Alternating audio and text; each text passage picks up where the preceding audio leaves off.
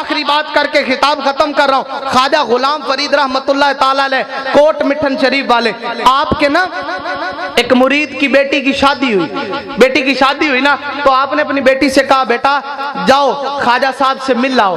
شیخ کے سامنے نا زیادہ نہیں بولا کرتے, وہ جتنی بات کرے نا اتنی بات کا جواب دینا, اسی کے مطابق پوچھنا. انہوں نے کہا ٹھیک ہے. وہ گئی خواجہ صاحب کی بارگاہ میں, جب گئی جا کے سلام عرض کیا, کہا حضور کیا حال ہے؟ آپ نے فرمایا ٹھیک.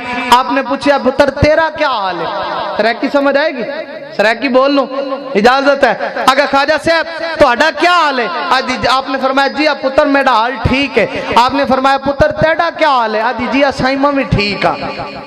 تھوڑی دیر گزری, خواجہ صاحب نے پوچھا تیرے پیو دا کیا حال ہے, مطلب تیرے والد صاحب کا کیا حال ہے؟ تے آدھی جی سائیں میرا پیو ٹھیک ہے. تے آدھی خواجہ صاحب فرمایا ہاں تو آڈے پیو دا کیا حال ہے, تو آڈے والد صاحب دا کیا حال ہے؟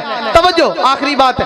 آپ نے فرمایا کہ ہاں الحمدللہ ساڑھے والد صاحب بھی ٹھیک ہیں. تھوڑی دیر گزری, خواجہ صاحب پوچھے تیری شادی خیر نل تھی گئی ہے؟ آدھی جی سائیں میری شادی خیر نل تھی گئی ہے. تو تھوڑی دیر گزری, آدھی خواجہ صاحب, آپ نے فرمایا جی پتر. آدھی خواجہ صاحب تو آڈی شادی خیر نل تھی گئی ہے. آپ نے فرمایا جی ساڑھی شادی بھی خیر نل تھی گئی ہے. تھوڑی دیر گزری, آپ نے پوچھا خواجہ صاحب نے اچھا ول او تیرے گھوٹ دا کیا حال ہے؟ گھوٹ کہتے ہیں دولے کو. اور تیرے گھوٹ دا کیا حال ہے؟ آدھی جی سائیں میرا گھوٹ ٹھیک ہے. پھر تھوڑی دیر گزری, آدھی خواجہ صاحب فرمایا جی پتر. آدھی خواجہ صاحب تو آڈے گھوٹ دا کیا حال ہے, تو آڈے دولے دا کیا حال ہے؟ آپ نے فرمایا الحمدللہ ساڑھا گھوٹ بھی ٹھیک ہے. تے خواجہ صاحب نے تھوڑی دیر دار فرمایا اچھا پتر ول کڑائی اپنا گھوٹ دکھائیں.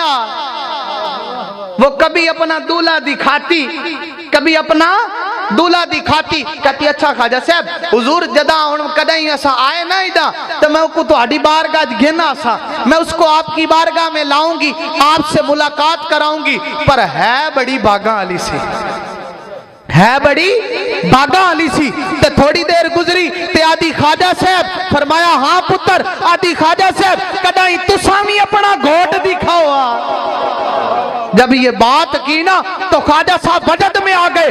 آپ نے تڑپ کے بولا فرمایا میرا گھوٹ دیکھنا ہی؟ آدھی جی سائیں دیکھنا. یوں ہاتھ کیا کوٹ مٹھن سے مدینے تک پردے ہٹ گئے. فرمایا دیکھ اور بتا میرا ڈھولا کیڑا سونا ہے,